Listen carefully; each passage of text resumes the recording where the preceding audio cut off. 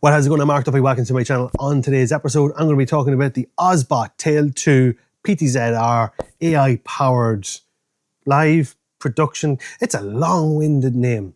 It's an AI-powered camera. That's pretty cool. Full disclosure, this has been sent out to me. I do get to keep it, and it has no impact on what I'm going to say. Now, the next part of this video is going to feel all over the place because it is. I wanted to do it like a replicated or simulated live stream. So I'm talking about how to do a particular photograph that I'm doing while talking about this camera, and I go from left to right and backwards and forwards. It's my first time using the app for the camera. I had been just using the camera as normal. So before we get into that section, let's just talk about the camera first of all. It's a 4K camera that's designed for live streaming, and it's AI powered, as you can see with the gestures. I've now just turned it off, so when I move here, it's not going to follow me, but we will discuss that in further detail in the video. It can do 4K 60 FPS or 1080p at 120 FPS. As you can see, it has a built-in gimbal on it, so you could maybe use it as a walk and talk. I don't think so though. On the back, you will find that there's a mic in, there's a line in, HDMI, an in and out for R2, RS232s. Haven't a clue what they are. There's an SDI in, there's Ethernet, and then 2 USB-C. One is for charging. So you charge it off USB-C, and then on the side here, you've got micro SD. So you don't have to live stream it. You can record in camera. That's what I do. There is no log format in this, so you are just basically just doing a flat profile. So you need to get your lighting right when you're doing this. So it can be said, or it could be said that it's probably better suited for a studio environment because you can control the lighting, the white balance, and all the rest. In this scenario right here, I'm fully lit and controlling the light situation, but when you see me running with the studio, I have the in-house lights. So the white balance, just beware, the white balance isn't the best between any of the cameras. They all kind of deviate because the main lights in this, I'm still not entirely sure what the white balance should be. So beware of that. You will notice there is fluctuations in white balance. So I think I've talked enough about this camera. Let's go and actually see it in action right now. Do it right now. So I have the phone just to keep an eye on what we're doing, and as you can see, we can track all we want with this camera. It's fantastic. So really easy to use, and if I want to go wider, I can use gestures as well to maybe not use gestures. Do it again. Maybe here. There we go. Okay, wait, so I have to have the hand away from me. So there you go. You can get a wide scene, or you can go and you can punch in as well. So this is going to help me out loads. So if I was doing a live stream, this is kind of how I imagine it. So I can control it with my phone, and I'm actually recording my screen on my phone as well, so I can share my screen and some of the thoughts I've found with this. It is fairly simple to use. I also have it plugged into a monitor so I can see, so I can actually stop using the phone to use this. So yeah, if we go back wide again, I just want to show you what we're dealing with today. So I wanted to do an Instagram post, like a reel for a new page I will be starting soon, all about film photography, because I will do a full video on this, but I have got myself a Hasselblad. I've gone down the rabbit hole of that.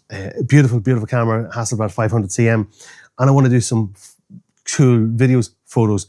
I'm going to take you along the way, show you how I'm actually going to do this. I've already done a test scene, but I'm going to fully light it here. I'm going to bring you on this while using this camera and talking about this camera while we do it. So totally different to how I normally do my reviews, but it's a completely different kind of camera than normal. So I just figured, what the hell? Let's bring it in as you would normally do. This is designed for streaming. Let's just treat this like I am doing a live stream, but I'm not doing a live stream. I'm recording straight onto the micro SD card in the camera. I have one light set up already, and it's using the new Falcam Light Go, so we'll show you how that works as well. I have a fair idea of where I want that light to be. So the next one is get the key light as well. I'm going to leave the camera to track me as well. So let's see, if I turn my back, will it keep a track on me? Does it need to have me facing the camera at all times?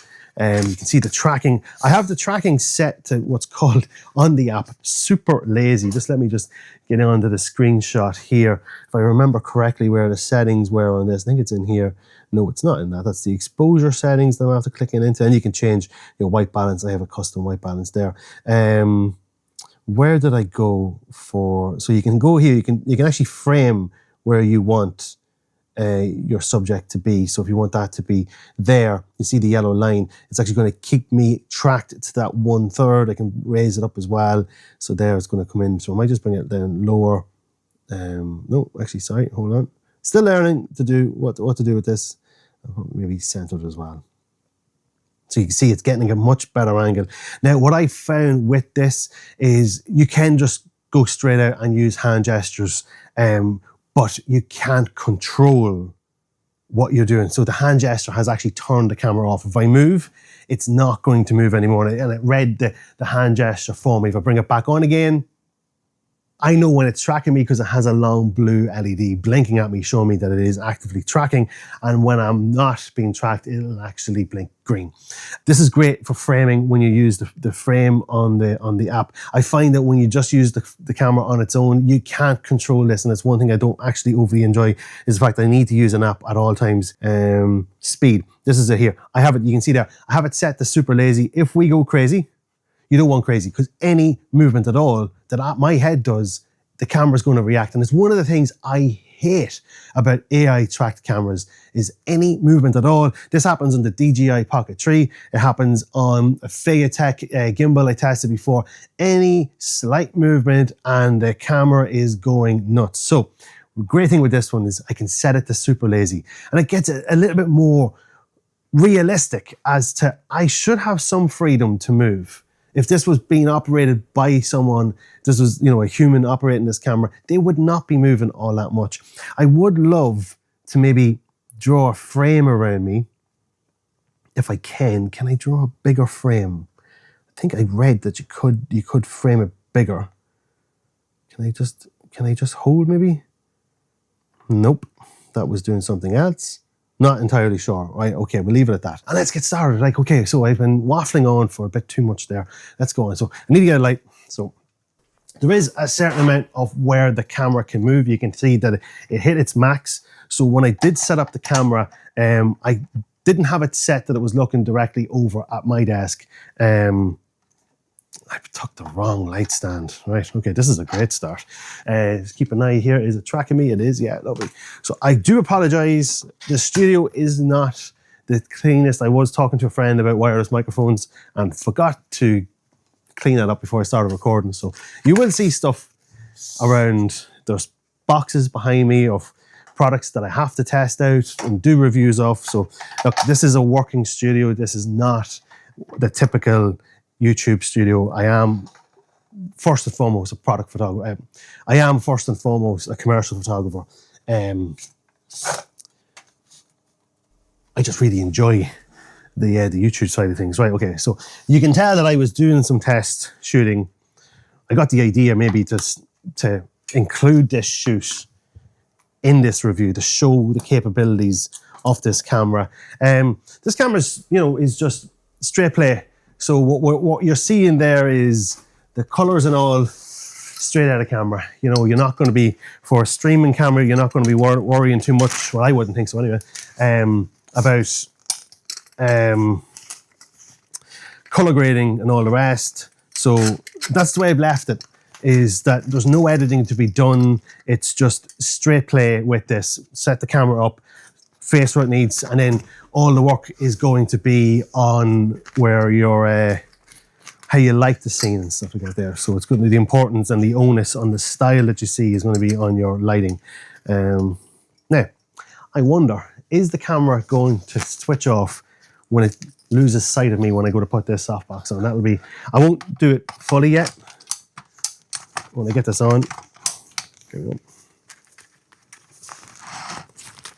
Now, when I hide behind, it's not even a hide when I move, will the camera, because it has happened a couple of times already, so we'll see now in a second. I'm still in the view, I can still see it. Where'd he go? Where'd he go?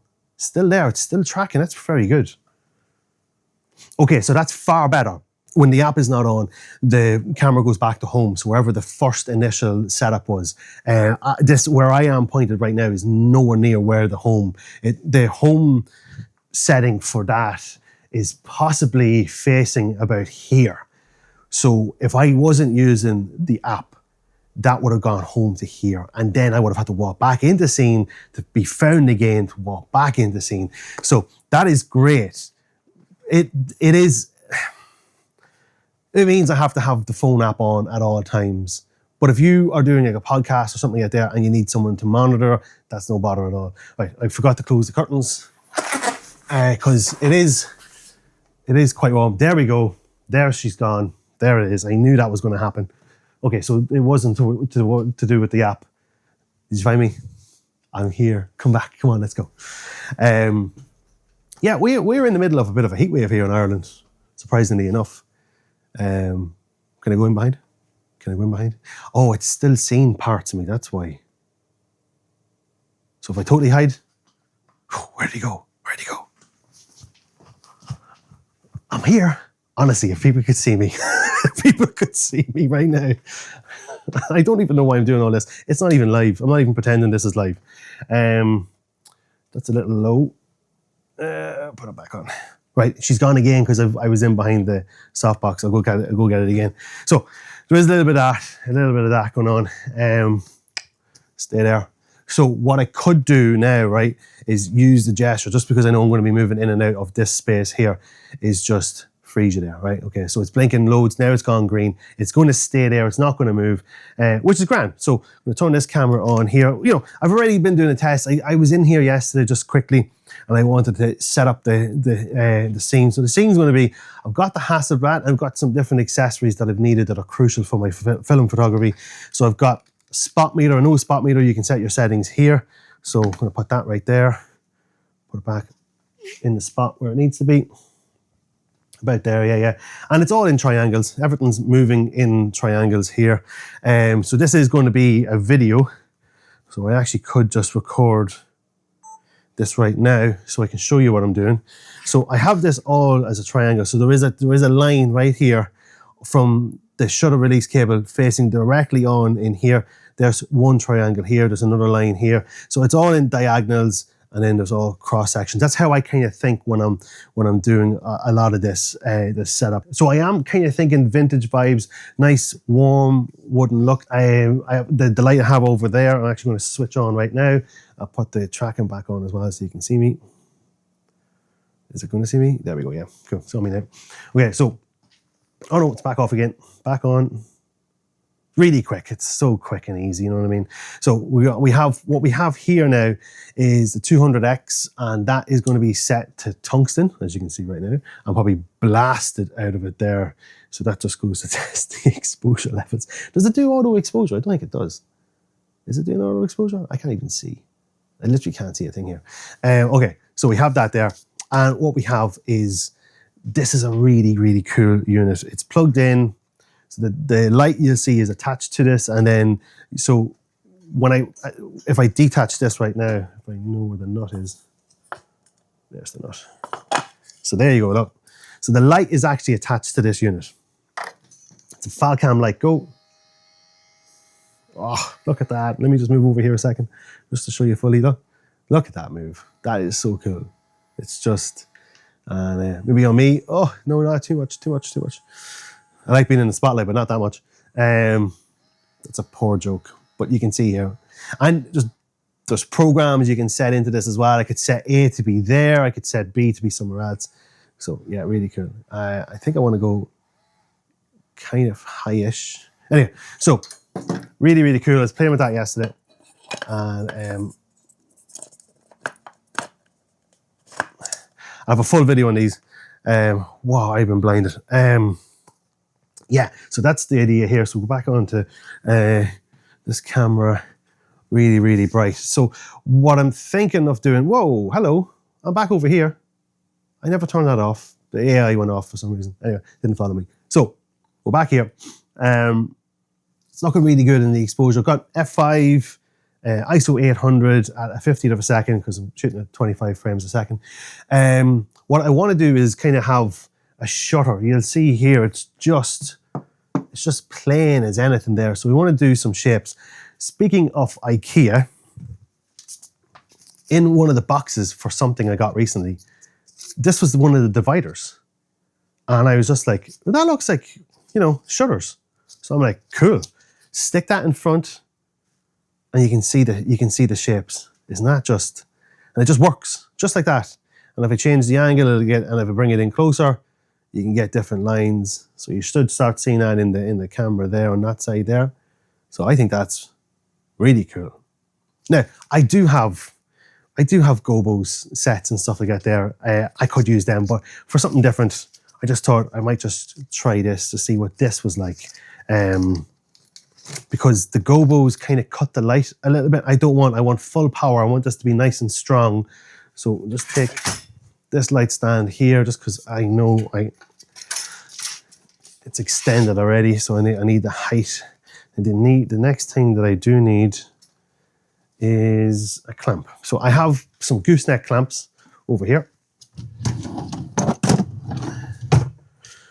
So we'll stick this on here. So these are really cool, really cool. Just clamp onto anything, and then you got the clamps. And I use these for reflectors and all the rest, and really handy to use. So just stick that on there.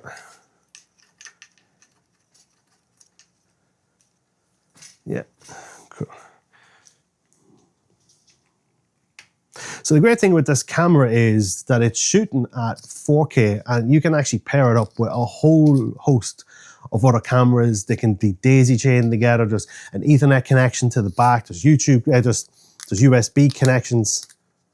I almost said YouTube. There's USB connections to the back. Really easy to use. There's a full controller you can get for this. There's remote controls you can get for this. I don't have any of that. I literally just have the camera and the phone app, and it's working absolutely great. Plug it straight in. It's a very plug and play system. So yeah, so I'm really not using the full capabilities of this camera. As well as that, there is a feature, and I must actually find how you can do it on the app. The sensor on the camera can actually twist. So it's shooting landscape at the minute, but I can press it and it will change. And what did I do? What did I do there now? Is it still recording at least? It is, yeah, okay. Hello, I'm Mark. Stay with me. Let me go wide again. Okay, go wide. Go wide. No? Okay. See, this is why I wanted to do a full test like this here, because I think this works better.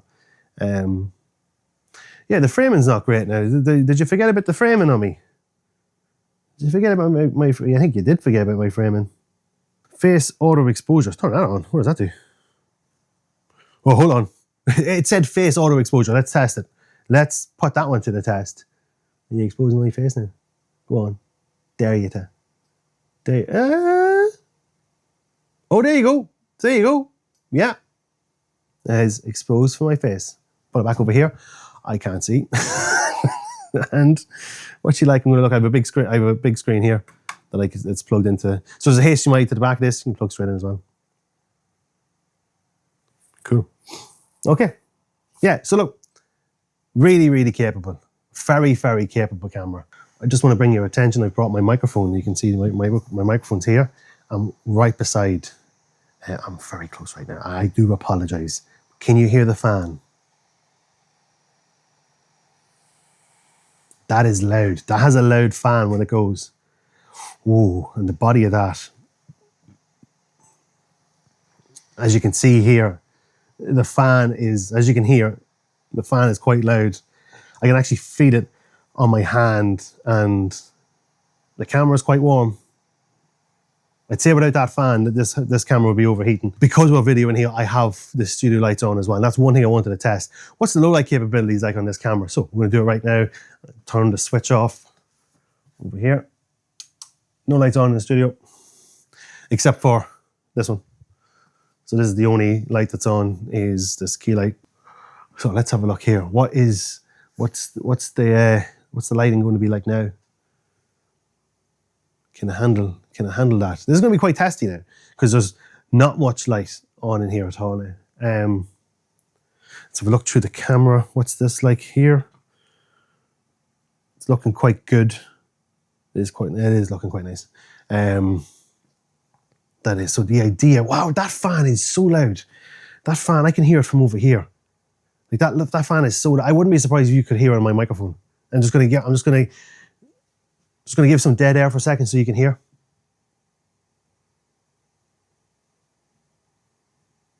That's fair. That's fairly loud.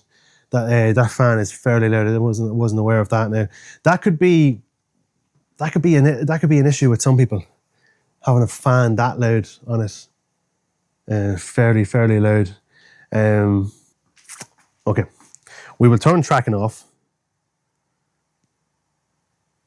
Just double tap, I think. That's it off, and then we will just control it. So you can just control. Oh, wrong way. So I'm literally just controlling this by the phone. There we go. So leave it there. And then I can zoom in as well. Yeah, now that's 2.5 times the zoom. And now if I go into my exposure settings, so I'm going to actually just now do it myself. Manual ISO is at 100. So how do I change ISO? Okay. Wow. Hold on. Let me just go and screen record that, because that's really nice. That is a really nice UI. And with me being a former designer, I do like a nice UI. So when you click into the ISO, when it's active, there you go. Look at that. That's really nice. Oh, I like that. That is, whoa, really slow. That's quite a slow reaction there. Okay, that's cool. I think that's all right. 1/160th of a second. I don't think so. Bring me back down to 1/50th. Thank you. Now go back to you just have to kind of wait. And there you go. 400, maybe back down to 200. Cool. I'm going to go back up to, leave it there. That's all right. Okay, cool. Right. And then X on it. Yeah, X. Wow, that was a nice UI. I wasn't even aware of that. Again, this is why I'm doing this way, is so that you see me just using this, something totally different. But now you can only see me. Oh, I have to press that. Right, okay. And then just tap the screen a few times, bring it back to 1.5, go right a bit, go down a bit.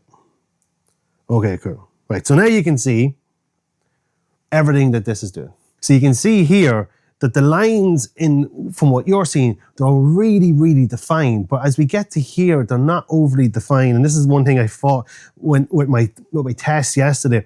I wasn't really getting that. I want a little bit more depth in the scene. So I might have to, I'm not too sure what I need to do. It's looking really nice though. Looking really nice. So the plan for this is just to have a nice ASMR. Oh, just listen to that. It's gorgeous. Gorgeous. Oh, I love it. I love it. And it looks fantastic. That's it is a gorgeous camera. I'm just going to gush all over it there. The Hasselblad, they made a beauty. There's a reason it was made in the 50s and didn't change until 2006 when they finished making it, because perfection.